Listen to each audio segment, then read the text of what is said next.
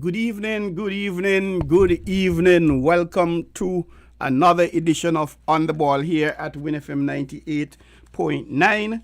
I am Troy Biff Mills, your host, and I'm hoping we're going to have a wonderful time tonight sharing news, all kind of things, all kinds of news.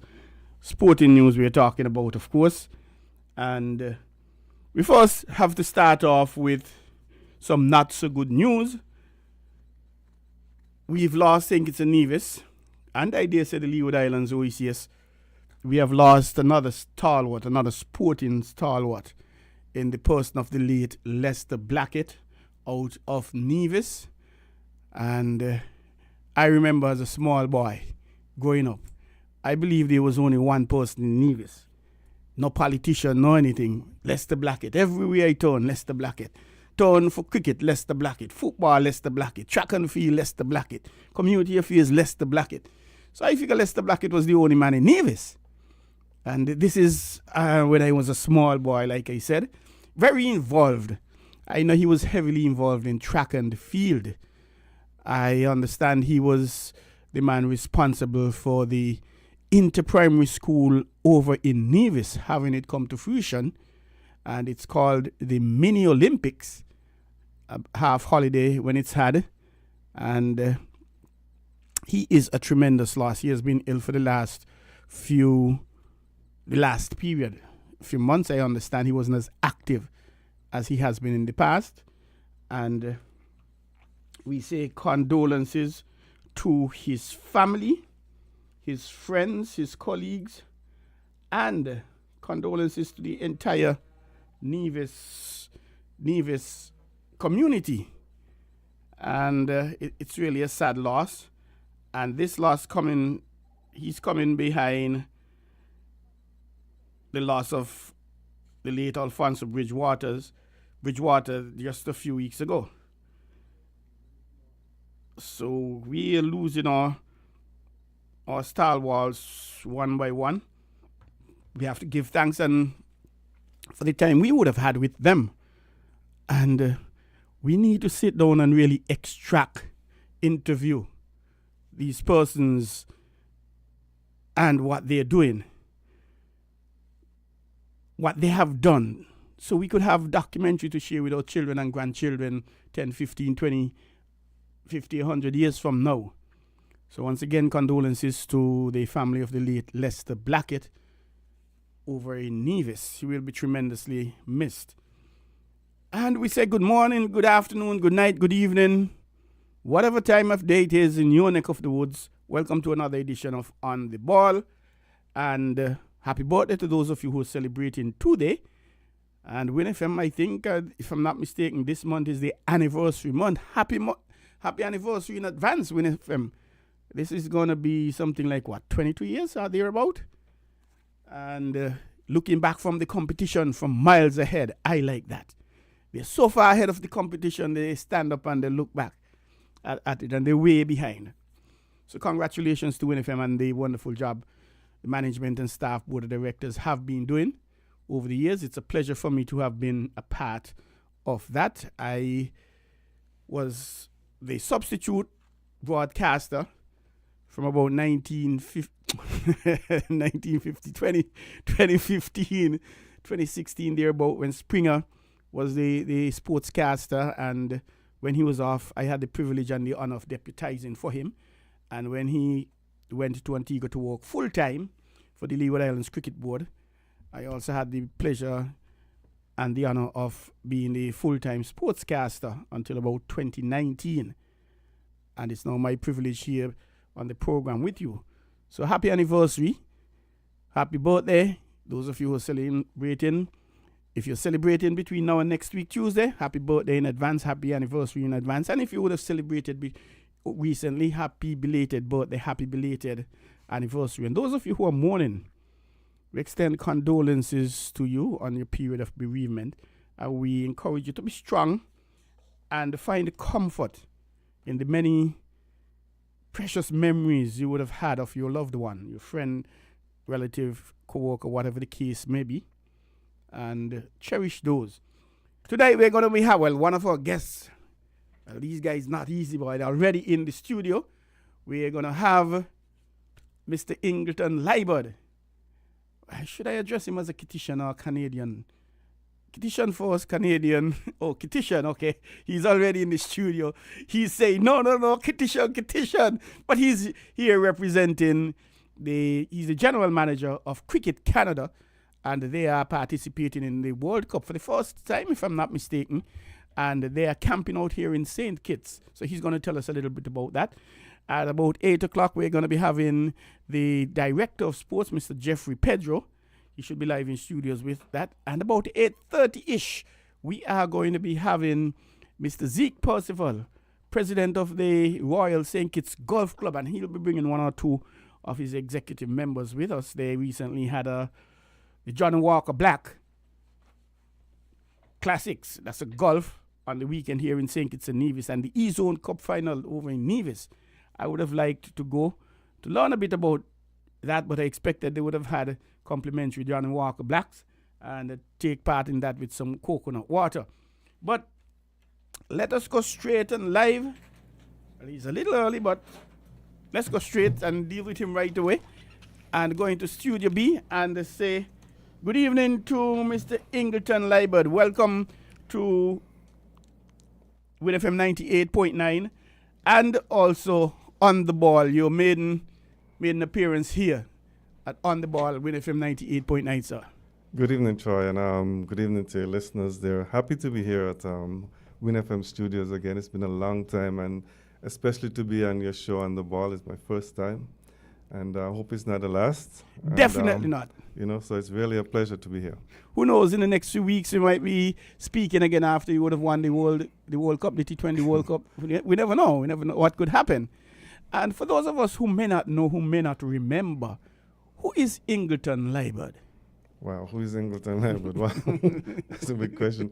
Yeah, most people probably won't remember me. Some will, but I grew up in St. Kitts. I went to boys' school, then junior high, then high school. Represented St. Kitts at a young age in cricket. Captain Leeward Islands, under 19. Played for 2 years for under 19 captain at one time. I also many people don't remember this, but I actually captained St. Kitts under 19 football team as well. So, but most people will just know me to be involved with cricket, because after football, a short stint, I was with cricket quite a bit, but I played football in college when I went to Canada, and then eventually I played a lot more football initially, but then eventually branched off into cricket, and cricket actually made me see the world quite a lot. So I also remember, Troy, that I came back here for a while, worked at the Caribbean Len Harris Caribbean Academy as the general manager, was president of St. Kitts Cricket Association for a while, was Leeward Islands vice president. So, St. Kitts is dear to me, and what happens in St. Kitts is always in my heart. Wow, Ingrid, you're surprising me there. I know you all my life. I know you as a cricketer, and I used to think that you had two left foot. No, but I had a good left foot. A good left foot. But to captain the St. Kitts on, and the St. Kitts and Nevis on the 19 team, that's something tremendous. You mentioned you're from Bastia. What part of Bastia? SP where the best be? No, Greenlands. Greenlands. Ah, man. That's the only thing wrong with you. It's someone's skill and talent. The only thing wrong with you, England, you're not from SP where the best be, Sandy Point. Well, all the skill come out of boys' school. Oh, okay then. But yes, I remember you here. I remember you being president of the Cricket Association. What period was that? If you recall. Yeah, it was somewhere in the early 2000s. I know up until maybe around 2000, and I did a stint around 2002 to 2004. Took a break, and then I was again another one from 2006 to 2008, because I remember when they had the first, when Warner Park was redone, and they had the first test match with India. I was president at the time. Oh, so you're part of history. Part of history, yeah, because I was in New Warner Park when we were getting ready for the World Cup. And then 2006 to 2008, you were the president again when we held the World Cup. When we held the World Cup, yes, I was. The smallest country to have done so far. Correct. punching very much above our weight. Mhm. What caused you to get into cricket? You Why know, not track and field? Why not? Well, you didn't mention football, but why not track and field, volleyball, basketball? Because you're a tall youngster. You're a tall youngster. Well, I did track and field at high school too, and at one point I had the high jump record at high school for quite a while. Wow. So I was quite an all-rounder when it comes to sports. But then when I moved to Canada, I did some track and field.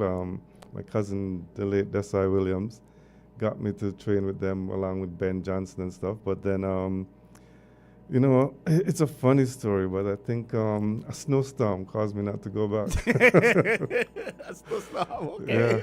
Yeah. So it's every disappointment is for good, I guess. For good. So then I got into the soccer, played quite a lot of soccer in Canada, and then eventually got into the Canadian national cricket team. Actually, cricket, I didn't play a lot of cricket when I first went to Canada. I didn't even know they had cricket in Canada. It's my brother who told me his neighbor had a team, and he spoke to him and got me into his club. And, you know, back then it wasn't like here where you can just go and practice and get into a first division team. They want you to work your way up from the lower division, prove yourself, and then you can play first division. So I had to do that, and then, as I said, eventually I made Canadian team, I think in 1987, where my first tour was to Barbados, and played for Canada for 12 years. Wow, that's a long time. Yeah, a long time. And then also out of those 12 years, for the last 4 of those, I was captain, and I was the captain of the team at the only time that the Commonwealth Games held cricket in Malaysia. Wow, that's interesting. Well, you sort of preempted me. Structure of cricket in Canada. Tell us a little about that. I go to Canada as whatever youngster. I want to play cricket. How challenging is it for me in the first instance? And what is the path to represent Canada? Well, it's not as challenging now because people realize that Canada plays a lot of cricket. So I think a youngster coming to Canada's pathway is to get into a junior program, but it must be recognized because what you find is a lot of there's a lot of leagues are not recognized by the parent organization, like by Cricket Canada. So Cricket Canada has 10 provinces, members, and then those members have their leagues. But among those, you have a lot of leagues who are just playing for fun. So people might end up playing fun league. Good players realizing I can't get into a Canadian team, and why? But it's because they're not in a recognized league. So the selectors and the scouts are not seeing them. So the best thing to do is to play in one of the recognized leagues and get recognized, and then so it comes from the league teams into your provincial setup, and then from the provincial into in nationals, because that's the way to the Canadian team. But right now we actually, in Ontario, which is the largest province for cricket, about 80% of cricket is played there.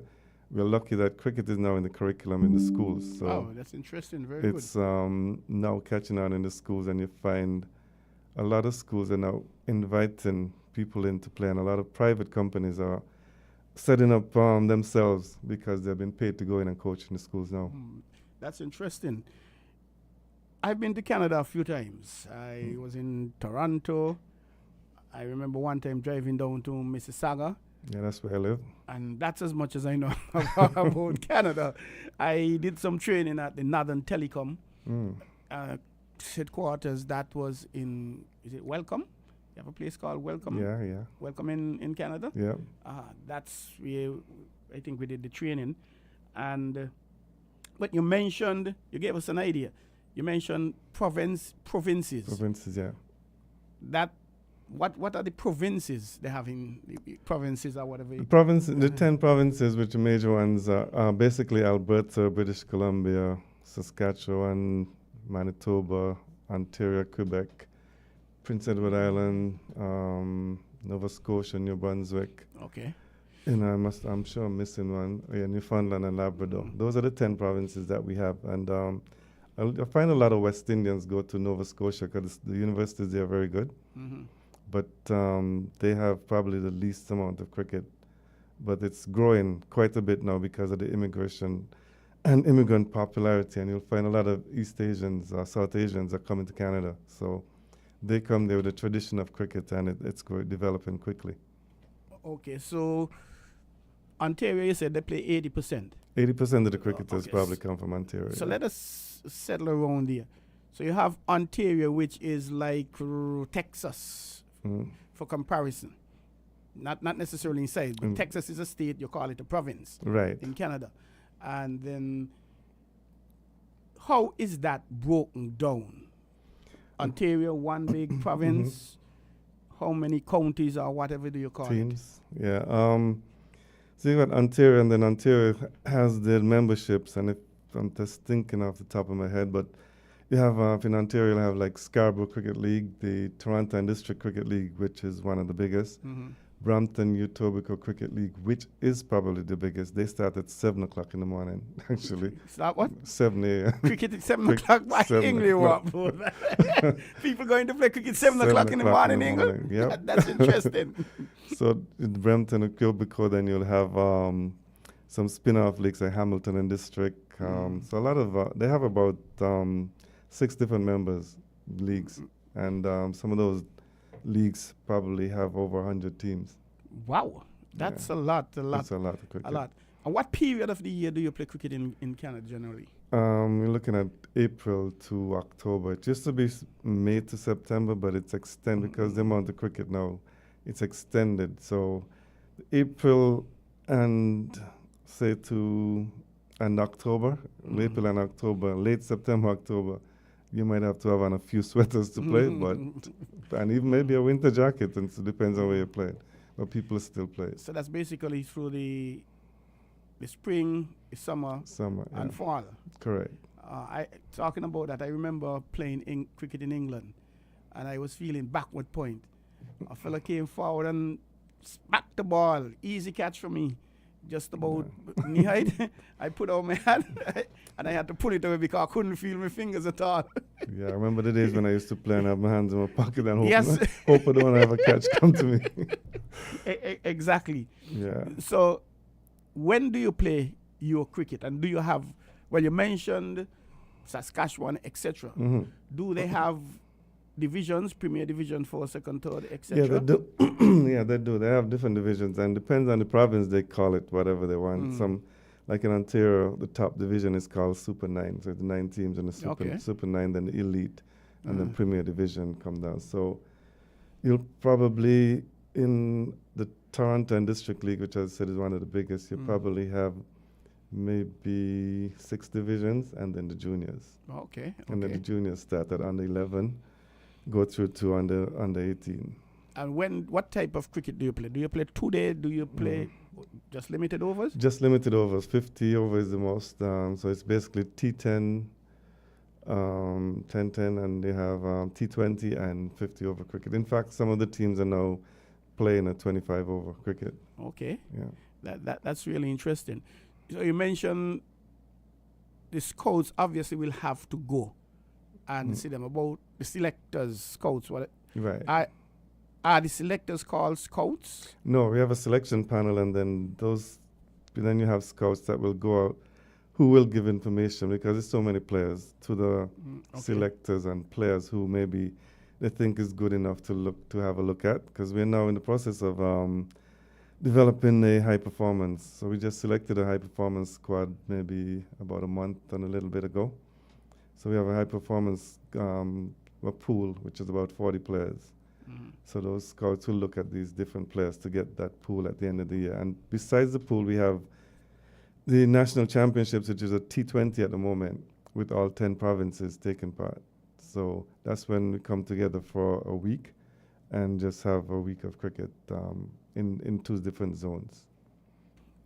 What's the age range of the high performance, the members of the high performance? On the age range we're looking at really basically is like under 25, but we focus more on the players between 19 and 23, those who have finished under 19 and waiting for their turn to get into a national setup. You are here with the National Canada team. And I guess these players would have been selected from the various leagues that you mentioned, provinces and otherwise. How many players do you have here? And what's the size of the contingent overall? We're 18 people here right now with 13 players, 5 staff. Going to the World Cup is going to be 15 players and 10 staff, but unfortunately, a couple of our key players got injured just before we came, so they're going through some rehab at the moment, and hopefully they've been monitored. We were thinking of bringing them here to St. Kitts and get them to work with our physio at the time, but we thought it was best to leave them in Canada. We'd have access to probably better facilities for rehab. And so this 15-player squad that will go to the World Cup from the 25th. We get to Dallas for the first week of training and a couple of warm-up matches. Of all the places you could have gone in the Caribbean, why St. Kitts for your camp? Just think of the road march. I'm going to talk about another Trinidad. Think of the road march at Trinidad. No place like home. Yeah, so I thought, well, we had discussions on different places that you could have gone to, but, in the end, I thought that we will get more out of coming to St. Kitts, and plus we realized that other teams were coming here also, like Afghanistan, who we have a good relationship with. We were hoping to play them some game, but unfortunately, they don't have a full team here in St. Kitts as yet. Their full team should come in by tomorrow when we leave the following day. And then you've got Papua New Guinea and Namibia. So we thought, and we had good relationships with all these teams. So, and as I just said, I believe that by coming to St. Kitts, it's best for us to acclimatize. And because of the people are so warm, I know the people who I can deal with. And I thought that if I needed anything, then I can call up on someone and get it done easily. If I went to Florida or those places, I don't think we would have been even to practice in the night. And a couple of our games at night. So must commend the St. Kitts Cricket Association, thank Dennis and the association for allowing us to play under lights and get accustomed to that. You are the general manager of Cricket Canada. Mm-hmm. What exactly is Cricket Canada? Is that like similar to the Cricket West Indies Correct. board? Yeah. That is. So how difficult or how easy was it for you to get to that position, one, and what was the pathway to you becoming the general manager? Well, I started at Cricket Canada as a development officer. And I worked in that position for maybe about 6 years. And then the vacancy came for the general manager position, general manager / executive director position. So I really applied for it, and I thought I had the experience before, but there were other people but I didn't have the experience in knowing the Canadian system. So once I got into the system, I think because I understood cricket, I worked in the administration and then started to understand the system. And although I was the development officer, I was doing the bulk of the work. So I guess that was understood by the rest and identified, and I learned the ICC and how it operates inside out. So I think I just became the perfect fit for that position. You're listening to On the Ball here at Win FM 98.9. We are honored to have in the studios with us, live and direct, Mr. Ingleton Leiber, the general manager of Cricket Canada. And he's one of our local homies, if I could say so myself, from the Greenland region. And we are actually honored to have him here. You can call 466-0989 and ask any questions, congratulate him, best wishes to him and his team. Any questions, any comments you want to, you can 466-0989. If you're calling from outside of St. Kitts and Nevis, you preface that with 869-1869 as the case may be. Or if you're too shy to call, you can actually WhatsApp me 668-2055. And again, if you're outside of St. Kitts and Nevis, preface that with 869. You're in a group, Group A. Mm-hmm. India, Pakistan, Ireland, Canada, the United States. A very interesting group here. Very interesting group. And, the way we look at it, and we've been discussing this quite a bit, we know that it's expected that India and Pakistan will come out. But in T20 cricket, there can be upsets. Just look today, USA beat Bangladesh. Mm-hmm. Today in they're playing a T23, it's a 3-match series. First time they played against a full member, and they beat them. So Kenya had beaten the West Indies back in beat the West 1996 Indies, World Cup. Ireland beat England. Mhm. So the way we looking at it, if we happen to play USA first, and then On the 1st of June, first I of think. June, yeah. You're the opener. Yeah, the opener. And there's some history behind that, and a lot of people probably don't realize that cricket, the first international cricket match ever was between Canada and the USA.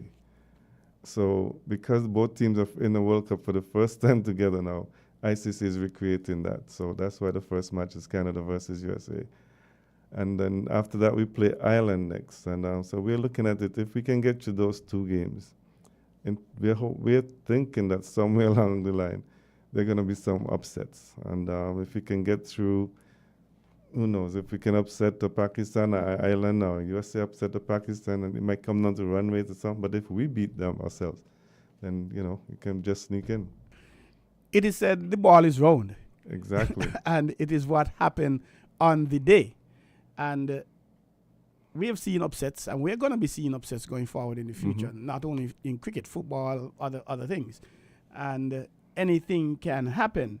And you mentioned the fact that, and a lot of people may not realize it, Canada and the US, they were the first to play international cricket, from my understanding, as you just indicated. Back in 1844. Exactly. And Calvin James, who's now resident in St. Kitts, anytime he has a conversation and you go down the line, he's always going to remind you, because he spent quite a bit of time in Canada and he was involved in cricket. And who knows, he may very well call in tonight. And his son was actually a selector for Canada a few years back. Oh, okay. That's interesting. And I think it's a good marketing strategy to put Canada versus the USA first match out. But then again, maybe somebody somewhere might think they're neighbors.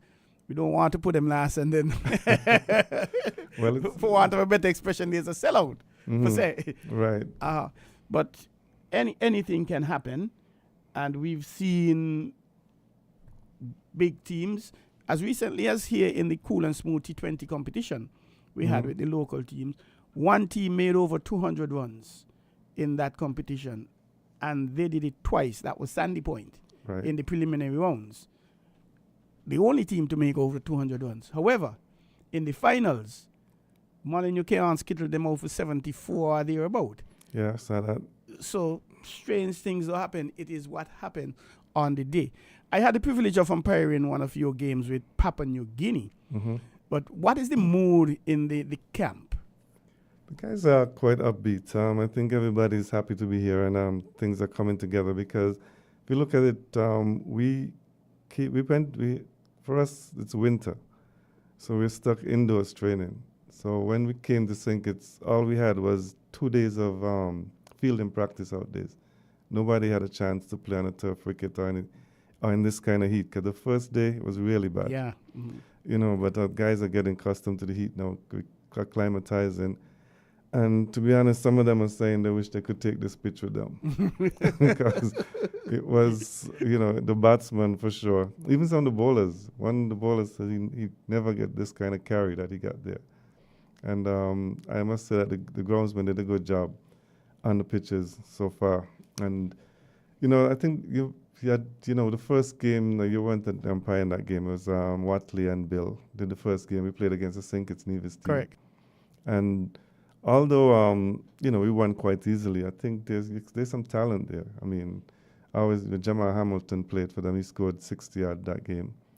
But then you see some other youngsters there who have some talent and bowled very well. So Archibald is a guy I've been watching for a few years, and I think he has the goods to get better. And it was good to see Jace out there with them, helping them as a player coach. And Shane too. Shane was there coaching the team. So I think I actually specifically asked for that game as an opening game, because it's not that we wanted a lighter team or anything, but I wanted to give the St. Kitts players an opportunity to play against an international team. So I asked Dennis, when I contacted Dennis and spoke about us coming here, I said I'd like to have a St. Kitts Nevis team play us in the first game. So I was happy that could happen, and I hope the players learned something from it. And we have our eyes on one of the players, actually, because we I don't. You probably will know that there's some ties to Canada for Cameron Pennyfeather. So he's played in Canada also. He's represented Alberta. I'm sure he can tell you about Alberta. But I'm trying to encourage him to come back to Canada and play a season and see how it goes, because I watched him in the third place game for the Cool and Smooth, and he batted superbly. So that's the kind of talent that we want to see. And if he wants to play, players now have the option whether they want to play 50 over 3-day or T20. Indeed. And but I think he has the ability, if he works hard enough, to play all formats. Yes, he is, and he has been around the cricket a little while. He perhaps has not achieved as much as people believe he has the potential, the talent too. But he's always seems to be a smooth, comfortable cricketer. And he was one of the captains of was it St. Paul's? St. Paul's team that would have played in the T20. And I like the fact that you mentioned that. And notwithstanding, every now and then we see ads, very often I should say, about becoming Canadian citizens. Right. So persons will have that opportunity. In terms of scholarships, do you have much of that cricket scholarship specifically in Canada? Not really, and not just cricket. There's not a lot of sports scholarships in Canada. It's not like the U.S. where you go there and get some big scholarships in sports. You'll probably quicker get an academic scholarship in Canada than a sports. It's only now, I think, that the Canadians are paying more attention to cricket again, sports again. Like if you look at, I don't know if you ever heard of the Own the Podium. There's a program called Own the Podium. And that program actually brought back more medals in the Winter Olympics, and now it's starting to see the same thing in the Summer Games. So all the national sports organizations in Canada, they follow that pattern where we have to have a long-term athlete development program. So even have something for the athletes for when they do play in the Sport for Life. That there's a Masters. We're actually getting very big in the Masters cricket now. We've got just started some over 40, over 50, and over 60, and even an over 70 league. So it's growing quite a bit. So I think when it comes to sports scholarship, there's one province. Ingle, can I ask you to hold a Sure. second as we have a caller? Yes, here is that caller. Let's try and go to the line and say, good evening, caller. Oh, we lost that caller. Please call again. Give us a call, 466-0989, caller. We do apologize. And you were saying, Ingle? Yeah, I was saying the scholarships for sports is not really there. We tried. There was I think in Fort McMurray, Alberta. There was a university there that started. Hold on again, Ingle. The Sure. caller is here. Good evening, caller. Welcome to On the Ball. You're live on Win FM 98.9. Good evening, Mr. Mills. Good evening, sir. How are you doing? I'm blessed, highly favored, and giving thanks. What about you? I'm so excited, but I'm hoping that I'm not overly excited because I heard it on the news that our very first Test cricketer has been named. Okay, I've heard it since Sunday. I haven't seen anything official. Any This official is what list? I'm saying. But I just listened to ZIZ News, and it was also read on ZIZ News this evening. And we're here live with Ingle Liebert, if you may remember. And I don't know if you, Ingle, have seen or heard anything official. No, I saw that on Facebook, but and as usual, I went to West Indies Cricket Board website, and I usually get their newsletters, and I didn't see anything because every time a team is announced, I get a memo from West Indies Cricket Board. So I've seen them announce a T20 team, but I didn't see anything of Test team. But I'm excited about Louis. I saw the T20 team that we're playing against South Africa. Correct. Yes, I saw that, and I saw the World Cup squad as well. But, I saw it on Facebook, I saw it on other pages and so, but I haven't heard, like Mr. Liebert would have said, anything official. But I'm just excited. Mr. Mills, you would have known that I would have named you my squad and my starting 11 already, if you want me to repeat it. Of course, please.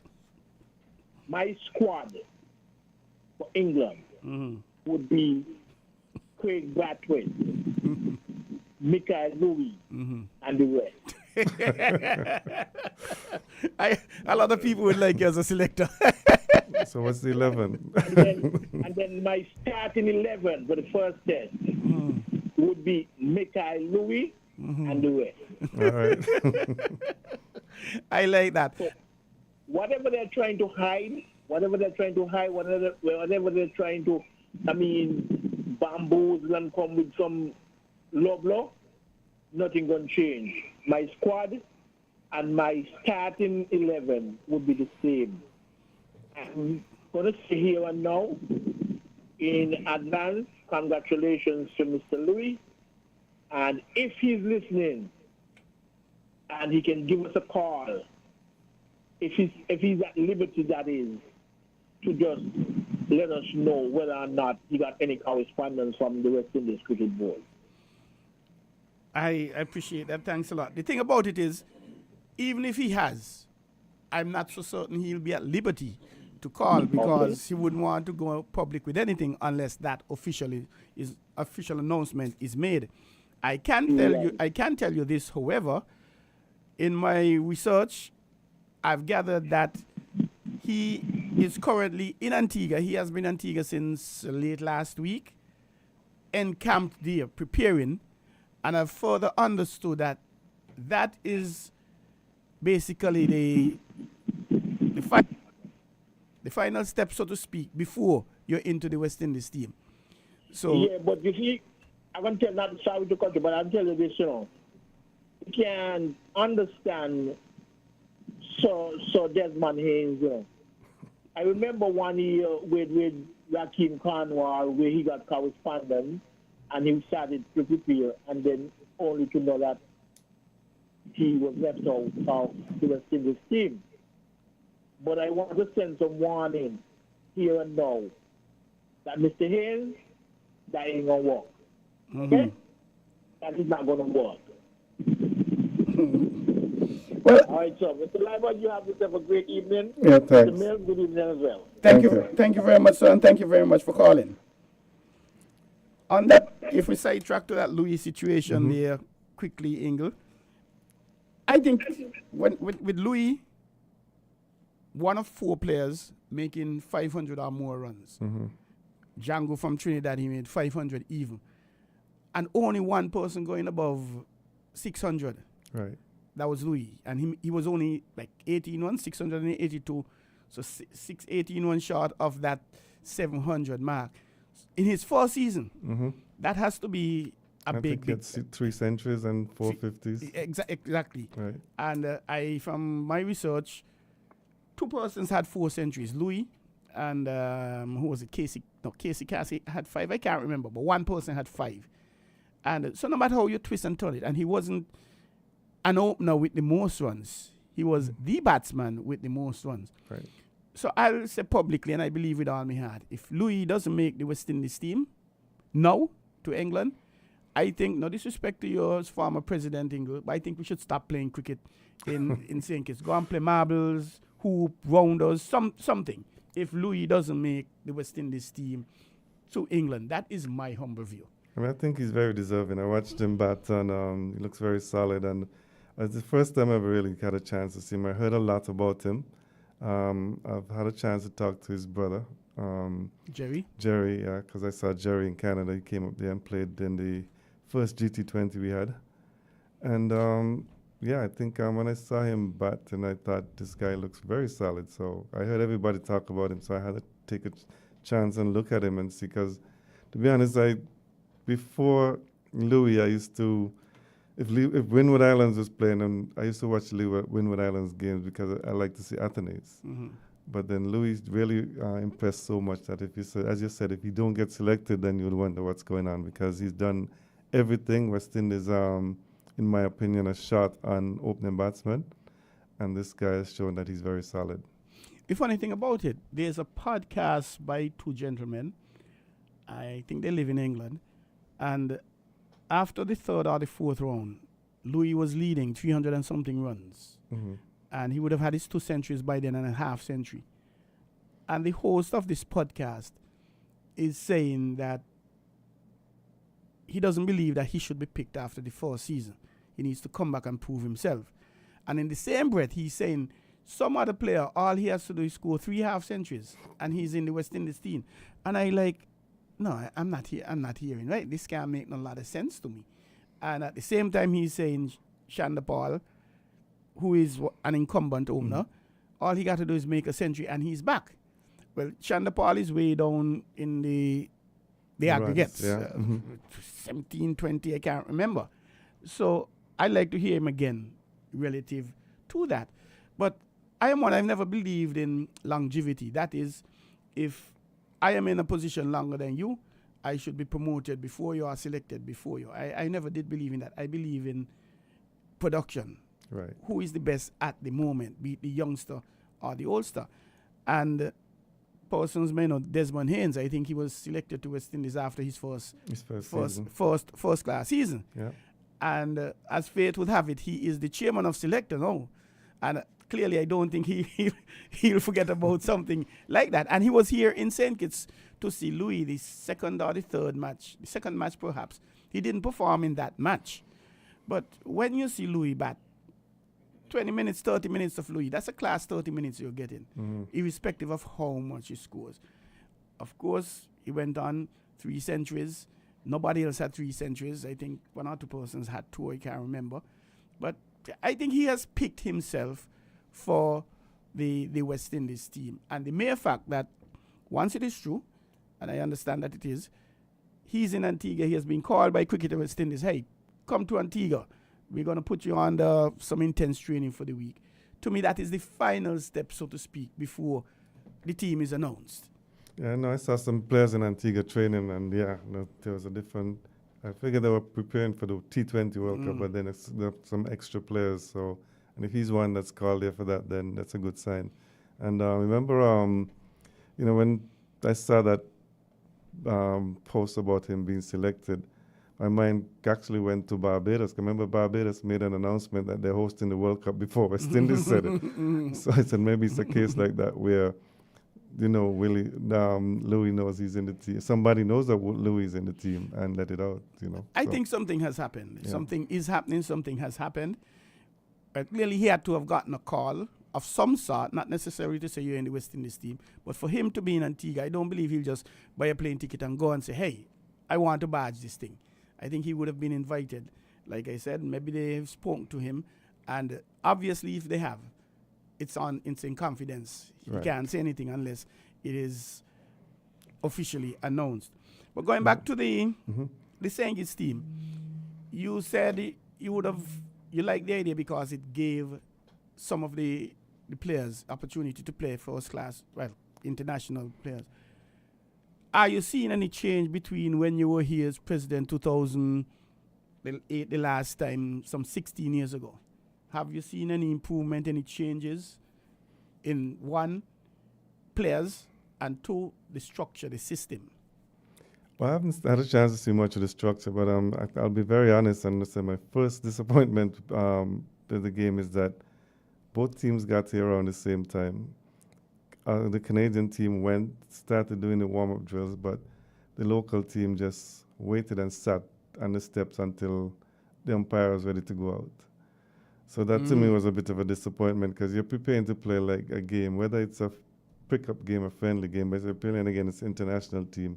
See what they're doing, but you just choose to just sit there and wait and just talk. So I think if you're going to, even if any club game or whatever, you should get there early enough ready. And they were early enough, but they just didn't prepare as well as I think. So it could have been a reflection too of the 122 that they scored or 120, whatever it was. And I was looking forward to seeing another player too, was Carlin Tuckett, because I think he's talented as well too. But he didn't have such a good game. But then, I think some players, they're probably better off for the longer version. And I think he's such talented that I don't want to see everybody being forced into a T20. And from what I've been seeing mostly of the structure, the cricket here in St. Kitts is mostly T20, shorter version, T10, T20. I know a lot of companies out there are coming into the Caribbean and trying to market the T10 especially. And they've come to us to ask us to to play these T10 tournaments. But even if that happens, I think the longer version, I don't think there's a T10 or a T20 cricketer. You have to be a cricketer, and then you can play those formats. That's why Virat Kohli, Babar Azam, Kane Williamson, these guys, Josh Butler, another player I have a lot of time for, but I don't know why he's not so successful in the longer version is Shea Hope. I think he's one of the better players I've seen, and Brandon King, I think he's a guy from West Indies who I think can play all versions too. Brandon is the captain. He's been announced as the captain for the T20 series against South Africa. With the Shea Hope, a lot of persons have been sharing your view, and for whatever reason, he's not given that opportunity. If we recall way back when you picked the squad, it played test and one day international, which is the 50 overs. And then somewhere along the line, it started to be separated. You had the test players and the one day. And some persons... Red ball and white ball. And some persons would have been overlapping. And now we've seen the T20s and the T10s. And some people just play that, start with that. Mm-hmm. But I like the fact that you said it's better to start with the longer version of the game to get your technique right. Correct. And then you could always improvise, as opposed to start with the improvisation and then try to learn the correct technique. And I think it's only a matter of time before Shea Hope plays the test consistently for the West Indies. If you go back, remember, Shea Hope and Brathwaite won us that test in England some years ago. When Shea Hope had centuries in both innings. I think it was at Lords, could have been. And then from that, something happened and he just dominates white ball. But the red ball, I don't know if he's batting out the position, because one of my friends, Dr. Leader, Nigel Leader, you probably know Nigel. Yes, of course I know him. Yeah, so he actually said to me, Shea Hope is now batting at number 3 for West Indies. You remember in that game, he batted at number 5. So why are they now putting him at number 3? So maybe that's the thing. He maybe prefers when the ball doesn't have as much shine, is less hard, and to bat in those positions. So we probably have to look at things like that too. But I think West Indies cricket is starting to go in the right direction, and I'm happy with it. But how would you comment on the fact that even batting at number 5, some of the time you're in the wicket after the first 2 overs, because you're 2-3 wickets down, 6 runs for 3 wickets and that sort of thing. That's not normal. Yeah, but it happens pretty often. And the same game I told you, Sandy Point lost a wicket, I think, without a run on the board. And at some point, they were like 13 for 4 or 5. And the same Jamal Hamilton, when he went in, I thought he would have adapted much better to the situation. But he went in woof woof, and if you're 13 for 5, he made it 13 for 6. Really. But that's a good point. And even when the openers, they're encouraged to bat through, and they'll see the ball in all kind of conditions and basically be exposed to the entire barrage of artillery of bowlers who have spin. And because there's a thinking when it comes to cricket that, Ingle is in. Ingle can't play spin, so we're going to put on the spin bowler or pace bowler, as the case may be. So that's how we're looking at things. You're listening to On the Ball here at Win FM 98.9. I'm Troy Biff Mills, and we are honored to have with us in the studio Mr. Ingleton Leiber, the General Manager of Cricket Canada, and they are taking part in the first ever World Cup, and they have the honor of First ever T20 World Cup, pardon me, and they have the honor of starting the ball rolling. They're playing the first match of the World Cup in Group A, Grand Prairie Stadium, Dallas, Texas, 8:30 p.m. June the 1st, against their neighbors. Yes, the neighbors. We actually just had a series against US, so they must be feeling confident, because we came out of a white ball tournament where we won all 4 matches, including 2 against Scotland, who we know what happened with Scotland and West Indies and the World Cup qualifiers. And then we went to Houston, played a 4-match series at Prairie, not Grand Prairie, at Prairie Stadium. And we lost all 4 of those T20Is against US, so they must be feeling very confident. But I think we learned from that it's our guys don't adapt well from coming from the, even if it's 50 over to T20, then not play, and we have not played a lot of T20 cricket. So if you look at it, I think it just was a learning experience, and the confidence in the camp is much different now. So I think and it's World Cup, and you're going to see a different ball game. USA confident from today's win at home. Maybe they may come in too confident, but they have some good players. I mean, Corey Anderson, former New Zealand player, he played well today and to help them win the game. So they have some good strength there, and I think there's also Aaron Jones, who played for Barbados. Okay. Yeah, so it's a lot of good players in the US, so we're not going to take them lightly, and we're expecting a good crowd and a good game.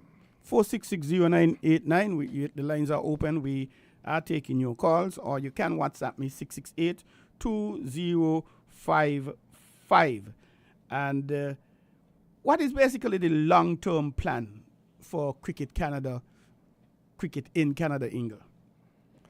Well, the long-term plan is for us. We want to get into. We want to start. We've been talking quite a bit about starting maybe two-day cricket at a younger age, because one of the things we have is we don't think that the junior cricketers, although they play a lot of cricket, they play more T20 cricket than anything else, because what you find is the leagues focus too much on the senior cricket, so the juniors get to play in the morning, finish, and then the league matches start, the senior matches start. So we're trying to get dedicated grounds for the youth matches, so that we can play 50 over, and then maybe we're trying to get some summer leagues during the week, so that they can play 2 days as well. So we feel that it's important for them, because I think since 2008 we've been going to the Under-19 Cricket World Cup, but not getting.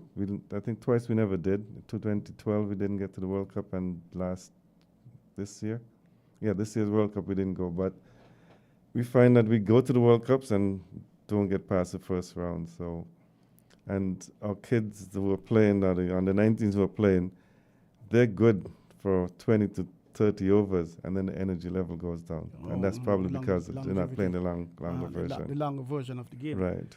And I think it's in Barbados. I don't know if they do it still, but their first class season, they actually have 3-day matches. Right. Played over 2 weekends. Right, I remember that, a system like that. Yeah. I'm not certain if they have it. And I kind of like that idea. Of course, it's completely different between this weekend and last weekend, or this weekend and next weekend. Yeah. But at least you get an opportunity to play that 3-day, that version of the game. And to me, that was very, very creative. But then the youngsters today, even spectators, they go and I think they're more inclined to go to the shorter version of the game. For the excitement, and it is so heavily commercialized that, and you mentioned it early, you have companies are coming on board and asking you to get into that. Right. And they're showing away. And it's really tough after 5 days. You're playing from 10 in the morning to 5 in the afternoon for 5 straight days, a whole working week. And at the end of that, nobody win the game. That's so true. That is hard to explain to some people. And I've seen the CPL here. A lot of youngsters, school children go, especially girls, and they go to Lime because their friends going, and when they hear a shout, they turn around, and they shout and they ask, what happened? Right. And they leave the game, they don't even know who played. Never mind who. They just had fun. It's a night out. It's all about that. And hence, the younger generation, and that is generally with them. In my humble view, I don't think they can maintain focus and concentration for too long periods. They're easily frustrated. They're easily bored, and perhaps that is the challenge you're seeing with that in the cricket. But you'll have to get into that and get into that mindset and create the environment for that to happen. Because yes, there's the Under-19 World Cup, and who knows when they may make the A team and they play 4 test matches. Yeah, they can. Yeah. So that development part. One of the things that we had recently that get cricket in the mainstream and got people talking a lot, because we get into the World Cup, but then, baseball is very big in Canada. So the Blue Jays, Toronto's team, and they had cricket at the ballpark. Mm. So we were able to take the World Cup trophy to the ball game. The first, and it's going to sound a lot, but the first 15,000 people got cricket hats. Wow. Who went in, and they all went. 15,000, that's the whole 15,000. thing. Exactly. Yeah, so the first 15,000 people in the stadium got cricket floppy hats Mm. with the Blue Jays logo. Mm. They had lots of giveaways, and one of our team captain actually got to throw out the first pitch. Wow, that's interesting. I like that. And we unveiled our World Cup jerseys at there. So Mhm. it was fantastic to see the cricket, and it's worked good for cricket and baseball because baseball got some new fans because a lot of cricket fans went out to the ball game because of the trophy tour, and then cricket got new fans because they were during the game. They had the Blue Jays mascot with some of our cricketers Oh, okay. and they're showing him different cricket drills and how it's played and stuff. So those kind of things happen, and just Brampton City, Brampton is probably the home of cricket in Canada. That's where we play our GT20 and stuff. And Mayor just unveiled that the same trophy tour weekend that they're opening up specific fields to have Little League cricket, just like they have Little League baseball. Interesting. So they're going to try and hope to get the kids from a very, very young age, and that'll be great. That sounds very, very interesting indeed. Cricket in the Olympics. Mm-hmm. That's going to happen in the next few years. 2028, yeah. Are you looking at that as Canada of being a part of that historic moment? We would love to be, but we're hearing rumors. We don't know the format yet. We know it's only 6 teams. There's all the new team sports into the Olympics only allowed 6 teams. So ICC, I don't think, and the Olympic Committee has said what's the format. We're hoping that's going to be a qualification for as opposed to the top 6 teams in ICC rankings. Right, because that's what the rumor we're hearing, the top 6 teams, and maybe like the Commonwealth Games. If West Indies in that top 6, then they will have a playoff within the West Indies for one of the teams to represent because it can't play as the West Indies. Correct. Right, so we're just hoping that, in fact, we are being realistic and thinking that, hoping that cricket continues to be in the World Cup and aiming towards more like a 2032, 2036, because we're thinking that it's going to be pretty impossible to get into the first one.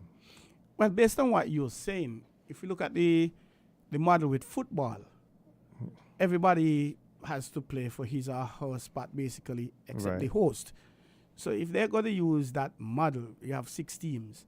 And apart from having joint hosts, like the West Indies and the US at the moment, assuming that you're going to have one host, Canada, then you would want to believe that, I will believe that those other 5 teams would come from qualification around all the different confederations. Well, I'm sure USA is hoping that, but knowing ICC, and I shouldn't say knowing ICC, the thinking what I've been hearing the rumors is it may not happen, but the host should be there.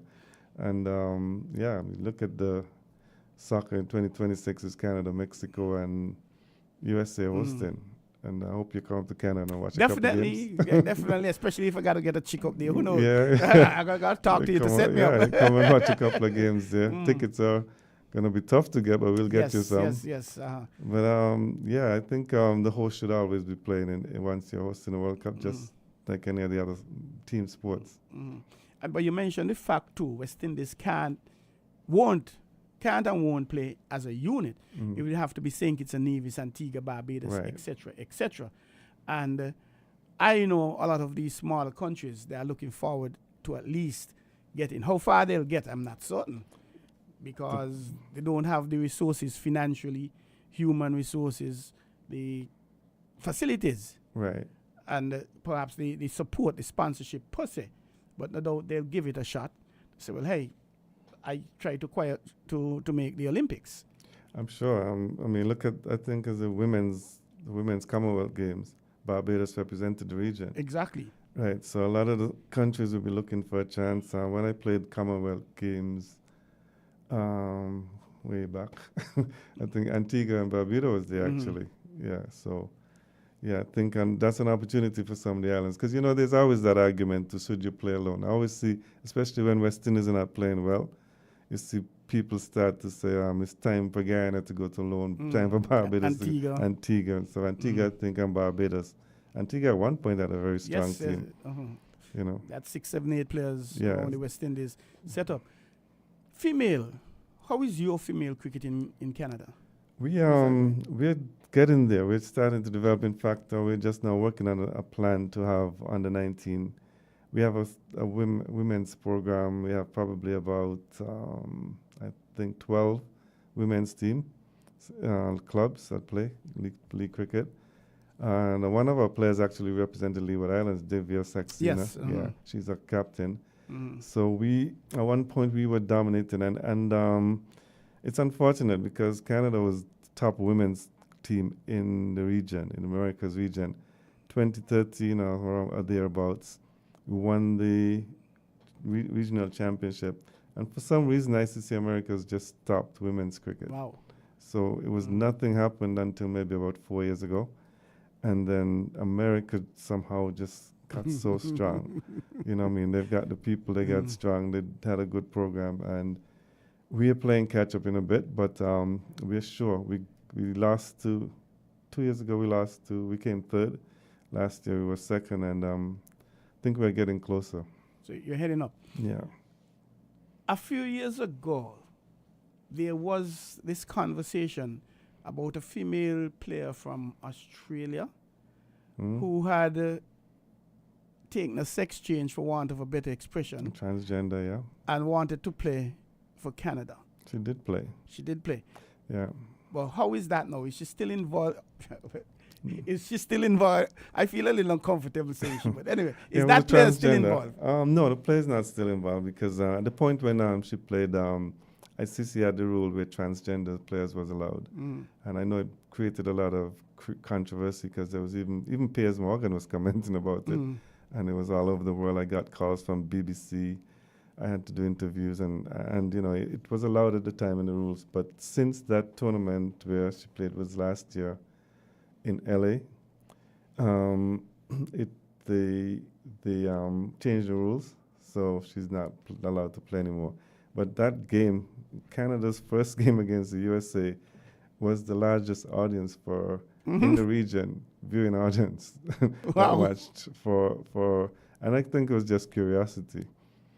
People wanted to see, and there was so much written around it on BBC and different places. So, yeah, but no, the rules have changed. They changed the rules last year in October, I think. Not October, the tournament was November. So, sometime after that, the rules were changed. Yeah, so she's not allowed. Transgender players are not allowed. And once you've gone through, I think, puberty, and no, you can't. Well, I believe in staying in your lane, according to the late Calypsonian Rock. Rock, yeah. If you're born a male, you stay a male, and whatever you participate in, it will be male.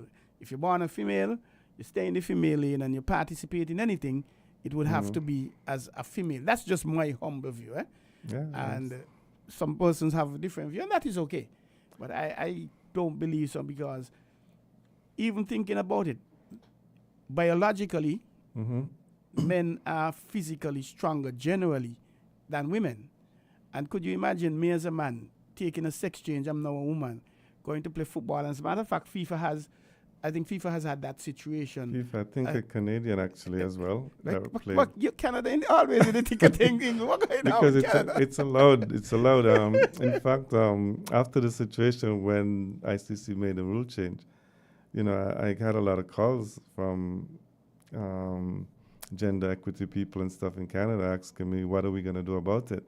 How are we going to fight it? And questions like that. So it is allowed, and it's something, the LGBTQ, whatever it is, I can't remember the full acronyms, but those communities are quite involved, and there's a lot of talk about gender equity and challenges. So, yeah, I think also, Zeke is coming on here now later on. There was a transgender golfer in Florida, won a few tournaments, and then people decided, no, she can't play in tournaments anymore. So I know people have views, just because of my position. I have my views, but I'll keep some to myself. I understand that with your position and I your usually, representation. what I usually, anybody's asked me questions about it, I go by whatever is allowed at the time. Because they asked me the question, how did that person get into the Canadian team? And the rules allowed it, so we allowed it. Yeah, once you're not breaking the rules, Yeah. I mean, I could understand that. But that's always going to be It's, something. yeah, and I else. understand that you're saying because, yeah, one of the writers in Canada actually got in some trouble because we wrote an article about her name was Daniel. Daniel had the strength of a man, you know, and stuff like that. And as you said, it's different. It's different. And I think, was it weightlifting in the Olympics or one of those sports? Or swimming had also a transgender athlete. Yeah. But It's a tough one. I'm going to yeah. stay in my lane. Yeah, I'm not changing for anybody. correct. But in wrapping up, how, well, we mentioned the female and the cricket, but do you see yourself participating in other ICC tournaments? For us? Canada. Well, we just, Canada we just got back our one ODI status, one day status. And over the next 4 years, we probably even play more. Because once you get into that League 2, where you're trying to qualify for the World Cup, over the next 3 years, we have 36 ODI matches. Okay. So that's probably even, like this year, we've played 4 already, then we have another 8 coming up. Mm. And we probably played 12 a year, so that's going to be probably even so much cricket, and plus the bilaterals, because we played official ICC would be 8, and then we played a series against Nepal as well. And then we should be having a series possibly later on this year against Scotland. And after each of those ODI series, the idea is to stay back because it's triangular series, so it's 3 teams, tri-series, and those 3 teams will play a series of T20s as well. So we're playing more and more cricket. So we're leading the table right now in the ODI. It's early stages, but we're leading, and we're hoping that we can keep the momentum and get into the World Cup, the 50-over World Cup, because we haven't been in a 50-over World Cup since 2011. We have been to 4 World Cups. I always say to people, Canada and Sri Lanka went to the first World Cup together, but Sri Lanka's cricket has gone way ahead. Yes. You know, so Advanced. it's advanced so much more. But we're hoping that Canada can get back to that stage. Getting the ODI status was a great deal because over 10 years without it, it's really fantastic. But congratulations on being reinstated that ODI status. Thanks. And I'm hoping that we might see some little Davids coming down against Goliath in your I'm zone. hoping, yeah. Group A. I'm just hoping that the guys don't get starstruck, because sometimes when you play against the people that you look up to, like the Virat Kohlis and the Bumrahs and stuff, you might just stay there staring, you know, but keep trying to tell them that, as you said earlier, the ball is round. You don't play the person, you play what you see on the day, right? Exactly. It's on the day. It's all about on the day, no matter what would have happened before. And it comes down to that. Group A, India, Pakistan, Ireland, Canada, United States. And we wish you all the best, Ingle, for various reasons. Canada, our neighbors, and a lot of persons, I've heard predictions, India, Pakistan, Australia, and England, I think, in the semi-finals. But everybody would have to play. Everybody have to play, but I mean, a lot of people are counting out the home team, but I think home team advantage on West Indies. As a West Indian, I would say, I think West Indies has a good team for this World Cup. I'm not going to put you on the spot and say if West Indies have to come up against Canada, where you're at going to be. I'm not going to put you on the spot. Well, we're in the same zone. We're in the same confederation as well. We're in the same WhatsApp group chat, and I don't know if you remember, maybe about a year ago, I put in there that we would love to play against West Indies, and our good friend John responded to it. Because I said to him at the time, I feel we could compete with West Indies, and I think if for us to get better, we want to play against West Indies. We want to play against the top nations. Yeah. You have to. Yeah, unless we get that opportunity. And I think the bar is getting closer. There's not the Laras and the Viv Richards and the stuff anymore. So I think on a day, we can compete. But it's just, is it today or yesterday? I was telling someone, look at Bangladesh, Afghanistan, Zimbabwe when they started. They were everybody's bullies. Exactly. But they've advanced. Yes, they may not be so consistent, but they have some of the best cricketers in the world, especially in the white ball. Yeah. And so it always start there. You don't expect to start high up, but you start, and perhaps that's the better way. You start at the bottom and you build your way up. And at the end of the day, when you taste success, that is sweeter than if you got to come in at a high level. Sure. You don't have much.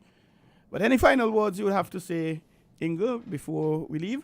Yeah, I'm just happy to be home. I'm sad that I have to leave on Thursday, but I'll say all good things come to an end. And I'm happy for the support. A lot of people came around, wished me the best, came and had a look at us to see what we're doing. I'm thankful to the St. Kitts government ministers actually came and met us when we got to the airport, and Minister of Sports. Wonderful. And my good friend Kenny as well was there, Douglas. Yeah, so I think happy to see the support that we got, and feeling at home. And I think a lot of the guys, well, they may come back on their own. And that's the thing about bringing a team to the Caribbean and to St. Kitts, because you don't want them to just come when you come with a team. You want them to feel how you can come back. Because one of the guys actually has his own business in Canada. And yesterday he was drilling me, like how to get into business in St. Kitts. So he's probably looking around and seeing that there are opportunities and want to come back here. He's asked me about investing in the country and stuff. So if bringing teams in, I can help that way. I'm happy that even if one person come and invest, I'm happy that happens. So, but as I said, I'm grateful for all the help and the support that we've been getting at Warner Park. Percy has been doing a good job with us as our liaison, and look forward to probably starting a relationship where we can come to St. Kitts more often, and if not the senior national team, at least have our high performance and junior teams come here and play. That's indeed the benefit of sports tourism. I think that's a powerful thing, and I thank you again for choosing St. Kitts and Nevis. I hope St. Kitts, I hope you get a chance, you and your players, to go over to Nevis, even for a few hours. It unfortunately don't look that way. We were hoping to go to Nevis tomorrow, but because of rescheduling games, we have a game tomorrow afternoon. But next time we'll try and plan it that we have games in both islands. It was a short tour, just 10 days, but the next time for sure we'll do that. And I meant to say to one of the things I do a lot now is play golf. So next time I come home in this time, I want to make sure I play in the St. Kitts Open. I'm sure Zeke would glad to hear that. I don't know. Well, he may invite down you on a Canadian team. Yeah, I actually played with Zeke when I was here last year, and he was in Toronto sometime, and we played together. So looking forward to playing the St. Kitts Open at one point. Well, that's one of the games, the ball games I haven't dabbled with at all. Golf. Wow. Knock a ball halfway around the country, you lost it, you find it, you knock it half again, you look it. But I think it's catching on. It is, yeah. And I'll dabble in it one of these days. I'm thinking about. When you start, it's addictive. Oh, okay.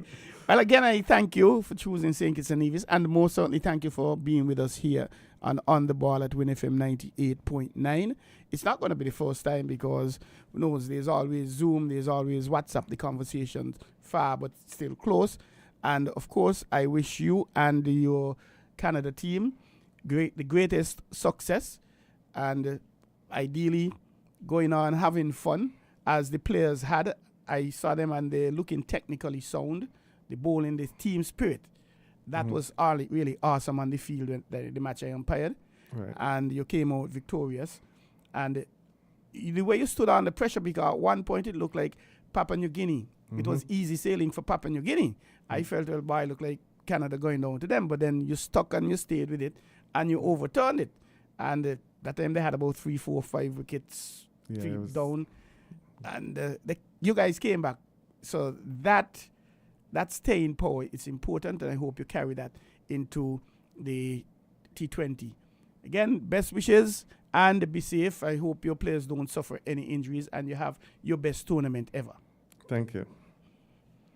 You've been listening to Ingle Leibert, the general manager for Canada, Cricket Canada, and he's been speaking with us here at On the Ball, Win FM 98.9. And stick and stay, don't go away. We'll be back in a sec or two.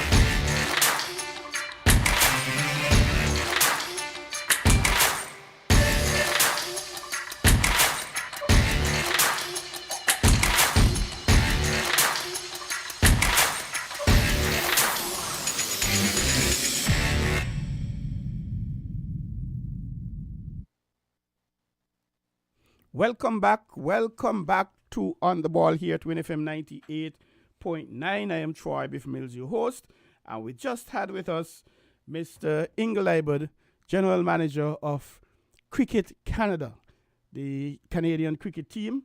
They are part of the World Cup. First time they're making the T20 World Cup. So we have to wish them the best and hope they go very far. We have in Group A, India, Pakistan, Ireland, Canada, United States. Group B, England, Australia, Namibia. And Namibia, they are here in St. Kitts. Scotland, Oman down in Barbados.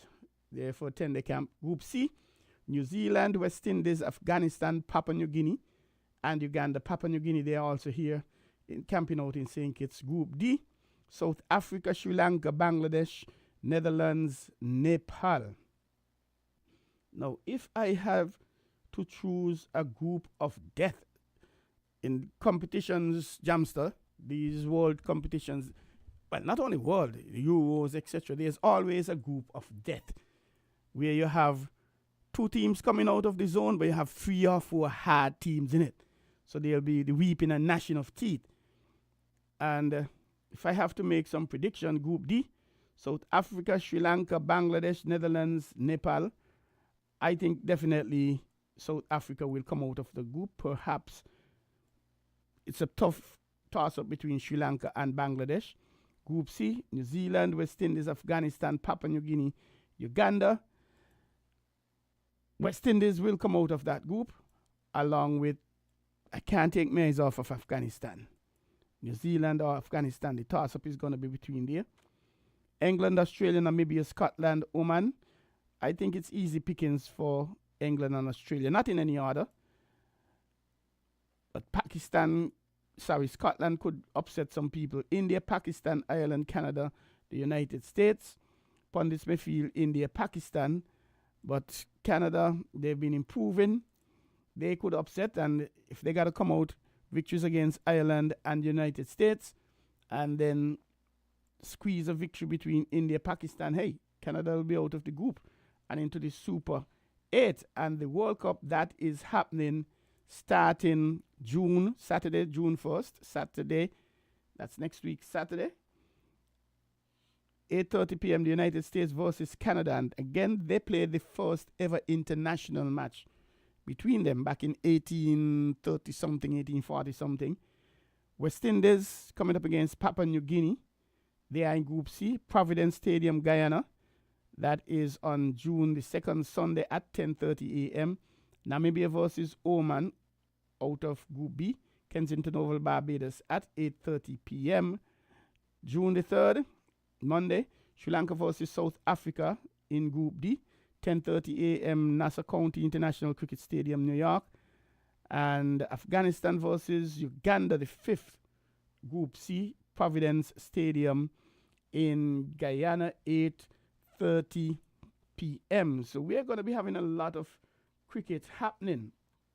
And talking about that, the West Indies, they would have named a team to come up against South Africa in a 3-match series.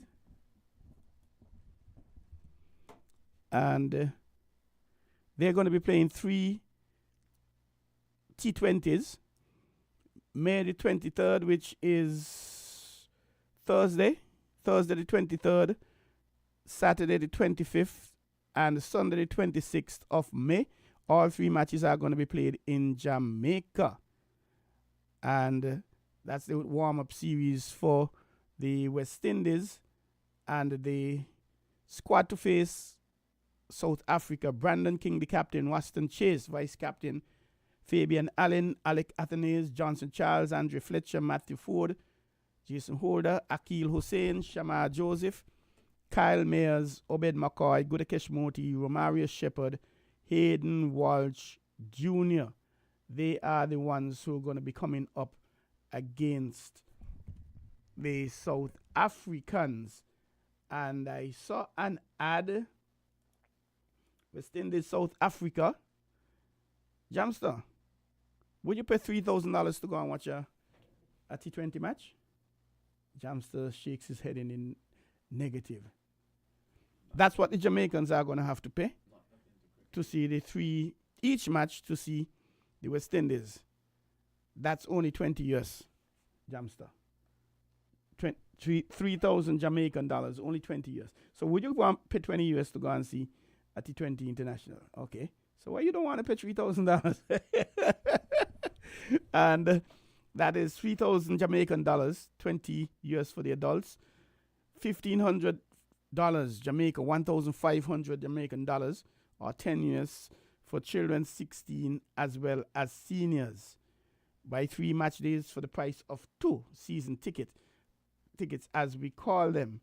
And that is for the 3-match series against South Africa in Jamaica.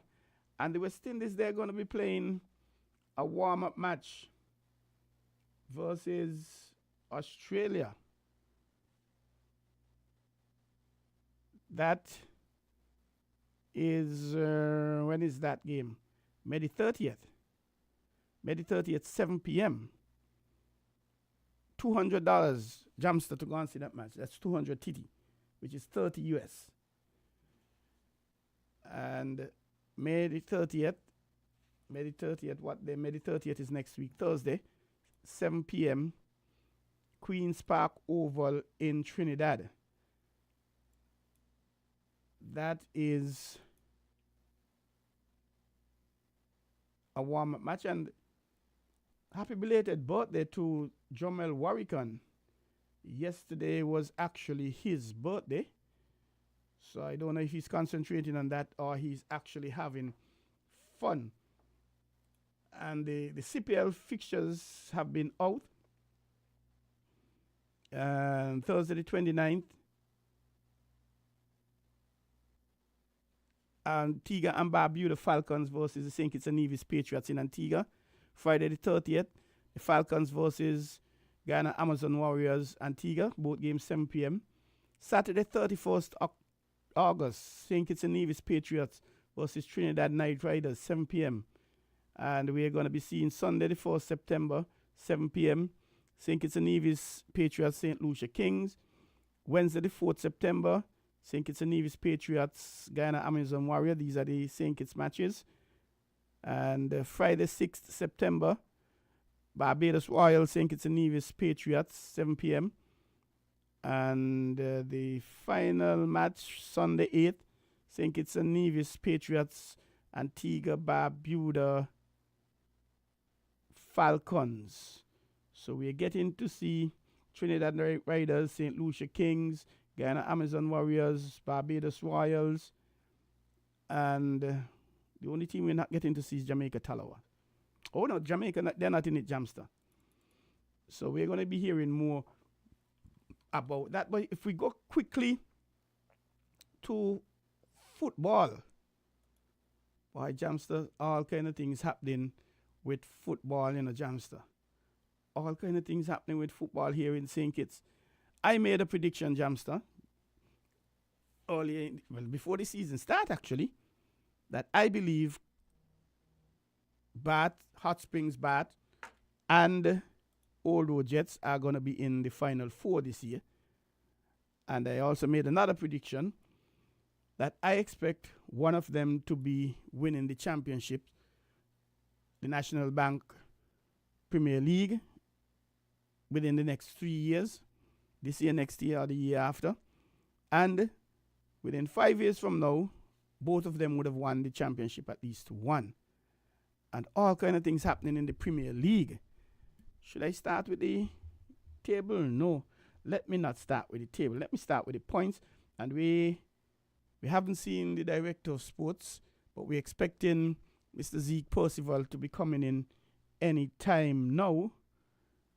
So, results Friday 17th May 2024 in the Premier National Bank Group of Companies Premier Division. Trafalgar South Stars went down 1-0 to Sol Island Otto Connery. Compliments Jashawn Stanley, an own goal in the 66th minute. On Saturday 18th, it remained even Stevens between Skelett Garden Hotspurs and Montreville Farm Cleanwhite United Old Road Jets. Nobody was able to score. And the same score between Rams Village Superstars and the Development Bank St. Peter's, 0-0. We had two players from Rams Village, Village, one from Village, Giovanni Amory in the 63rd, and Miguel Crawford from St. Peter's in the 63rd. And both of them getting cards in the 63rd minute suggests that there was some kind of scrabbler fight. On Sunday the 19th, Hot Springs Bath United, they held out for 44 minutes before Marvin Lewis of Azul Keon Rockets put a bulge in the old onion bag, netting for Azul Keon Rockets in the 44th minute. And that is how it stayed after 90 minutes. And noting Keon Rockets, they now have a new sponsor. They are no longer Flo 4G Keon Rockets, but instead they are Azul. And we must say thank you to Flo 4G Flo for coming on board and sponsoring Keon Rockets over the last few years. I think it has been more than a decade. And congratulate Azul Printers for coming on board and sponsoring the Keon Rockets. In the second game, I Jamster, SL Hartsford St. Paul's on a losing streak for the last few games, you know. I hope they ain't peaked too early. Honda Newtown United had a goal from Jamal Smith in the 12th minute versus SL Hartsford St. Paul's United. And that is how it ended. So that's 3 matches also. The runners-up last year would have lost in the last 4 matches. And goalkeeper coach from Newtown, Akil Byron, he was shown the red card in the 90 plus 7 minute. Now, in my humble view, Jamster, the game going to done. The referee going to put him whistle in his mouth. And you're going to get a red card? That's the height of stupidity in my humble view. 90 plus 7 minutes. I mean, you're 7 minutes into extra time. And you're going to get a red card? And your team leading? Something wrong with us, Jamster. But that's just my humble view. So if we now look at the points table for the Premier National Bank Premier League, Trafalgar South Stars, they are maintaining a perfect record, Jamster. They've lost all 10 matches. They have a perfect record for their losses. Played 12, lost all 12. Skellig Garden Hotspurs, they've been cementing their position in that relegation zone. They're in 9th with 2 victories, 5 draws, 5 losses, 11 points. Sol Island Otto Connery flirting with relegation. They're in 8th, 16 points, all 4s. 4 victories, 4 draws, 4 losses. A 3-way tie for position 5, 6, and 7. 700 Newtown United. Win in 5, losing 2. Drawing 2, losing 5. They have a goal difference of -3. They've scored 12. They've given up 15. So they have 17 points. Hot Springs Bath United in 6th. Same 17 points. Winning 5. Drawing 2. Losing 5, similar to Newtown. And they have a goal difference of a perfect 0. They've scored 12. They've given up 12. Development Bank St. Peter's. They've been basically cementing in the 5th position for the last few weeks. They've won 4, drawn 5, lost 3, 17 points. They have 21 goals for, and they've given up 16, so they have a goal difference of 5. Between 1 and 4, 4 points separating them. Rams Village Superstars, the defending champions, 19 points. 5 victories, 4 drawn masses, 3 losses. Old Road and St. Paul's tie for 2nd. SL Hartsford St. Paul's in 3rd, complements an inferior goal difference. Both teams on 21 points. St. Paul's 6 victories, 3 drawn matches, 3 losses. They've scored 22 goals, given up 11, so they have a goal difference of 11. Montreville Farm, Cleanwhite United, Old Road Jets, 21 points as well. They've won 5, drawn 6, lost 1. And they are the most prolific goal scoring team. They've scored 26. They've given up 9, and they're the stingiest team as well. The only team in single figures when it comes to goal against, 9. So they have a goal difference of 17. And out front, 2 points ahead of the 2nd, 3rd place. 4 points ahead of the 4th place, Ramsville Superstars. We have Azul Keon Rockets, winning 6, drawing 5, losing 1. They have 23 points. They've scored 19, given up 12. And in terms of the leading goal scorers, we have a 4-way tie on 7 goals. Kalonji Clark and Keith Wyfeman from SL Hartsford St. Paul's United. Kimari Rogers, Ramsville Superstars. Nikwan Brown, Montreville Farm, Cleanwhite United, Old Road Jets. And Javon Matthew of Sol Island Otto Connery, he has 6 goals. So very interesting there, and we're going to come to the schedules coming up. And if we go to the first division, Friday the 17th, and hold on, before we go to Friday the 17th, let us try and get the results from the earlier in the week. A lot of things happening in the first division.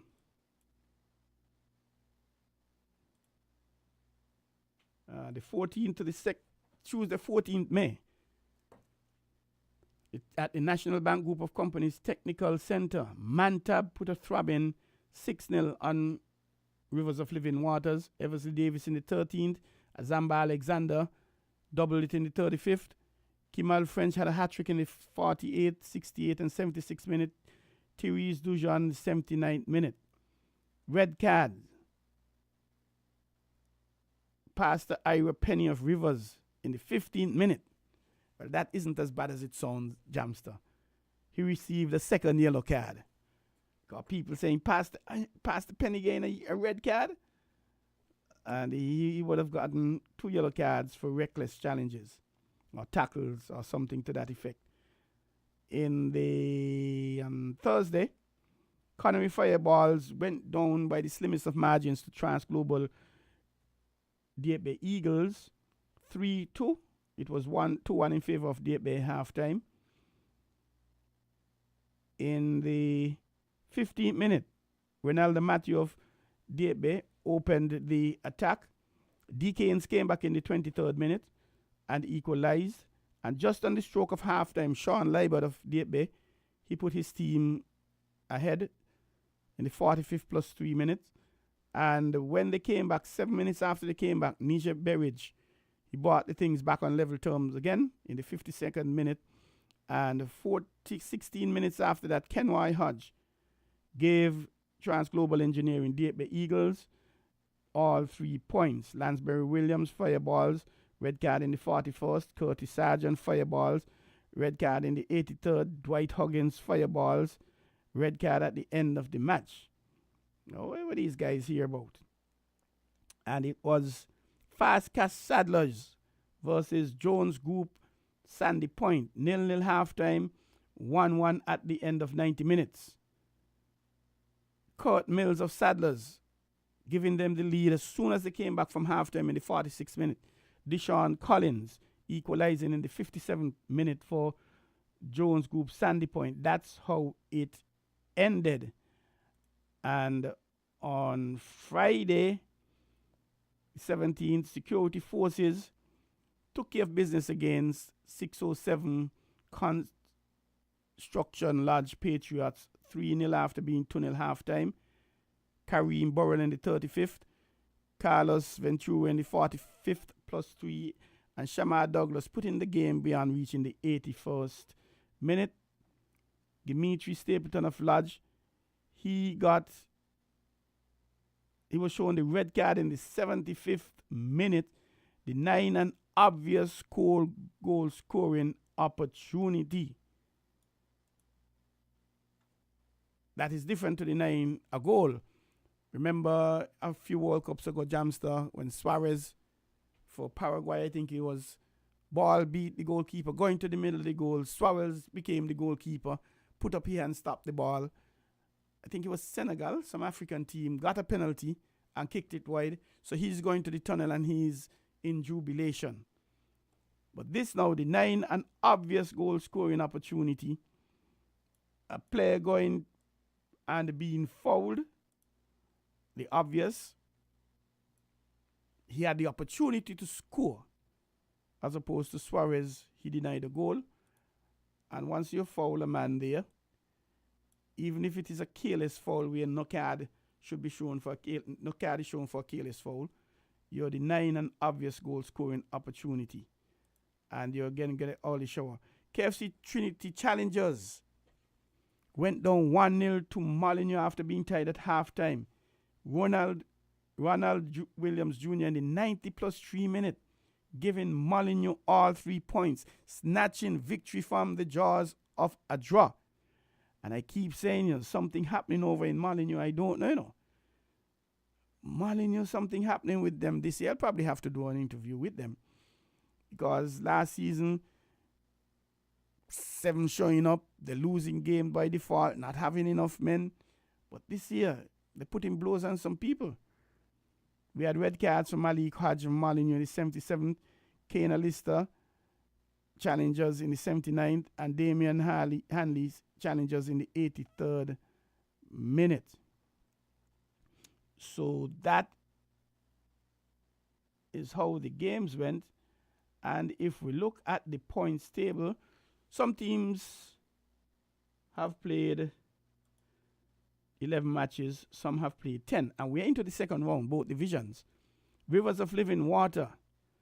Wow, they scrape a point. They have 1 drawn match. They're in 10th position. KFC Trinity Challengers United.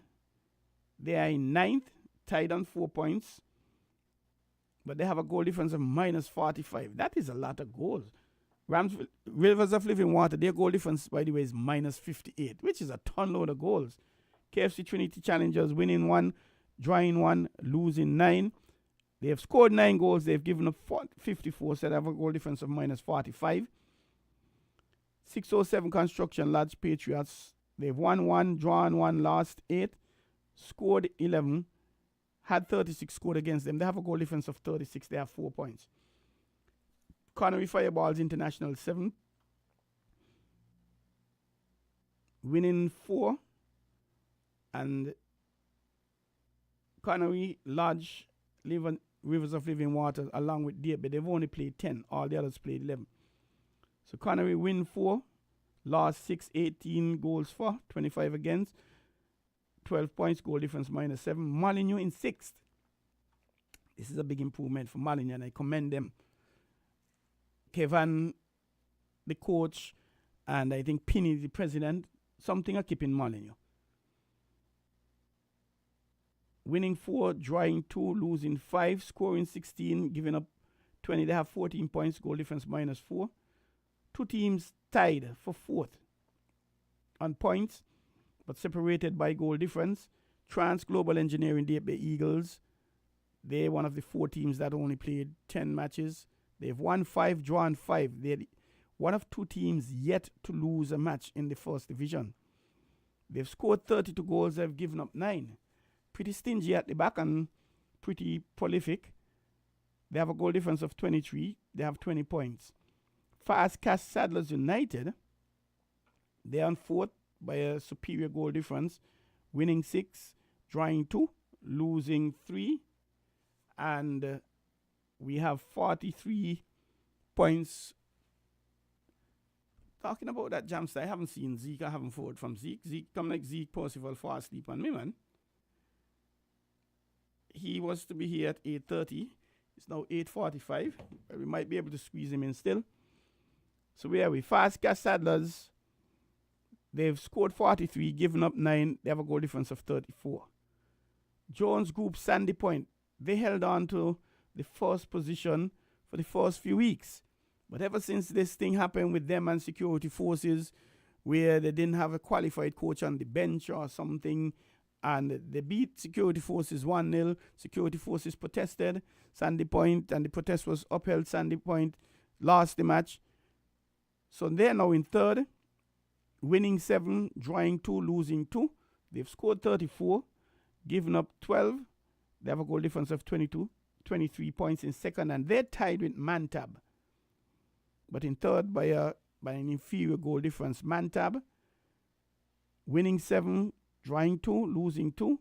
They've scored 35 goals, Mantab. And I think those 35, oh no, that's Sadler. Sadler scored a 16-0, so they have 43 goals. Mantab scoring 35, giving up 13, a goal difference of 22, same 23 points. And out front, Security Forces United. Remember, they were relegated last year, along with Saddlers. And Security Forces and Deep Bay Eagles, the only 2 teams not to have lost a match as yet. Security Forces winning 9, drawing 2. They've played 11, 35 goals for 7 against, 28 goal difference, and 29 points. And it's all happening at the first division level. And if you look at matches coming up, actually today, the 21st, first division, Mantab and Molyneux, they engage each other at 6 p.m. And at 8 p.m., just about the end of the first half now, another Division 1, KFC Trinity Challengers and Fast Clash were doing battle. Tomorrow, Wednesday, God Spear Division 1, Trans Global Engineering, DB Eagle Security Forces, 7 p.m. at the Technical Center. Kareem Benjamin, Renick Bartley, Latoya James, and Zoe Brown. And on Thursday, doubleheader Division 1 at Technical Center, 6 p.m. Connery Fireballs International taking on Rivers of Living Water. Shandar Wilkinson, Tyra Wilkinson, Janiqua Matthew, Sanchez Bass. That's an all FIFA officiating team. And at 8 p.m., Large 607 Construction, Large Patriots will lock horns with Jones Group Sandy Point, Jody Walters, Michaela Odein, Alexis Joseph, Reginald Gums, the officials. Friday the 24th, we're going to be having a doubleheader in the Premier League. All games at, well, one game at Warner Park, one in Nevis. Montreal Farm United Old Road Jets. They're going to be coming up against, and remember, well, it's a top of the table clash. 1 versus 2, 2 versus 1, however you want to put it. Montreal Farms, Clean White United Old Road Jets in 2 coming up against Azul Keon Rockets, 8 p.m.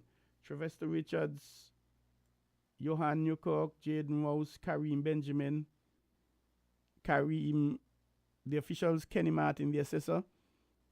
Over in Nevis at the Athletic Stadium, Hot Spring Bath United, Sol Island, Otto Connery, 7:30 p.m. Reginald Gums, Kenwin Collins, Jevian Archibald, Kimbell Ward, the officials, Garfield Vogo, the assessor. Saturday 25th, a doubleheader at Warner Park, 6 p.m. Trafalgar South Stars versus Rams Village Superstars, the defending champions. Shanda Wilkinson, Junico Matthew, Yolinda Warner, and Jody Walters will officiate. Kendria Tully, the assessor. In the feature game, Development Bank, St. Peter's versus SL Horsford, St. Paul's. 8 p.m. Kimbell Ward, the referee Mario Parry, and Sanchez Bass, and Lenroy Paris, the assistant. Sanchez Bass, fourth official. Lloyd Rose, the assessor. And on Sunday, one game at 7 p.m.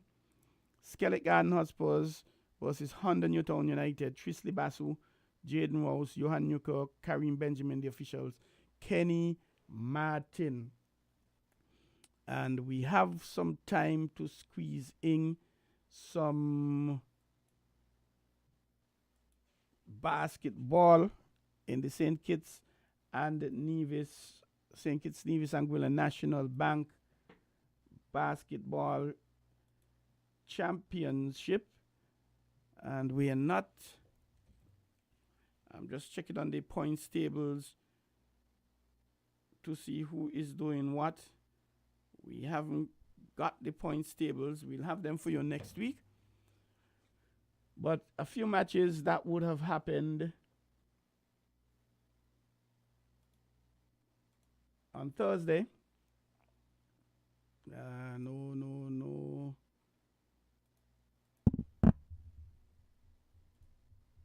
Last week, Tuesday, the 14th.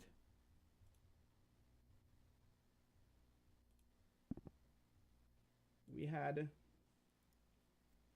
in an A division match, ECC Box 71, Harmonized Hitters 45, 19 points to Fitzroy Daniel, and Adonis of the Box, Adonis Mitchell 16 points for Hitters. Player of the match number 9, Jules Williams, he had a double-double for ECCB, 11 points, 20. As a matter of fact, he had a triple-double. 11 points, 22, 21 rebounds, 11 assists, 4 steals, 2 blocks. Also on the 14th in another Division A, Ian Minimat, Sandy Point Falcons 89, Old Road Ballhawks 65. For Falcons, We had Khalil Ward with a game high 17 points. And Jaquanti Fraser, he had a double-double for Old Road, 17 points, 10 rebounds. Khalil Ward, the player of the match MVP, 31 points, 3 rebounds, 3 assists, 11 steals. Forgive me, he had a double-double. 31 points, 11 steals, 0 blocks. And we now go to the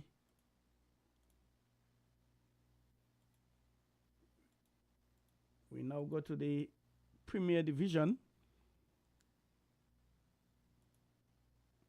And this was on Thursday the 16th. SL Horsford St. Paul's Tough Nuts 98, outscoring Ramsville Superstars 81. For the Tough Nuts, Tivadi Herbert led them with 28 points, 17 boards, a double-double. And for hitters, Daryl Lewis had a match high 32 points. Player of the match, number 7, Naren Maynard for Tough Nuts, who had a double-double, 15 points, 19 rebounds, 4 assists, 4 steals, and 2 blocks. And on the 18th in the A Division, match Fire and Rescue, No Limit. They were 97 versus ASC Wolfpack 60. And we had Jamal Sutton, 18 points, 10 rebounds, leading the charge for No Limit. While for Wolfpack, we had Brandon Gavaya, 19 points, 11 rebounds, a double-double as well. With player of the game, number 7, Justin Bart of No Limit, 16 points, 2 rebounds, 8 assists, 7 steals. And we continue with the Premier Division match. Oh no, that's it.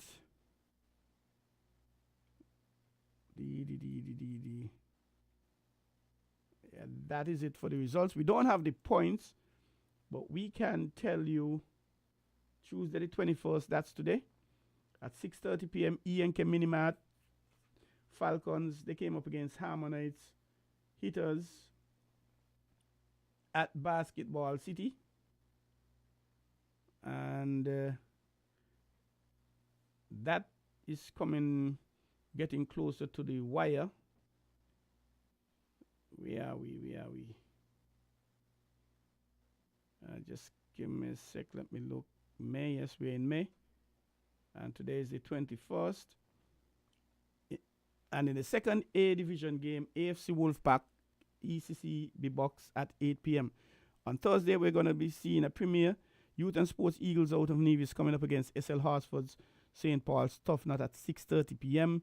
And a feature game, 8 p.m. Keon Lions not doing so well against Rams Village Superstars. Saturday, 25th, A Division, Jayhawks versus Bucks at 6:30, 8 p.m. Ballhawks out of Old Road Harmonize Hitters. Sunday, Premier Division, Wolfpack versus Farmcare Bird Rock Uprisers, 8 p.m. And that game is at 6:30, 8 p.m. Salt Sandy Point Falcons versus SL Horsford's St. Paul's. And next week, Tuesday, God's Play, A Division, Old Road Ballhawks versus Fire and Rescue No Limit at 6:30 p.m., 8 p.m. We're going to be seeing EK Minimart Sandy Point versus Jayhawks. Let us go to the line and take a call. Good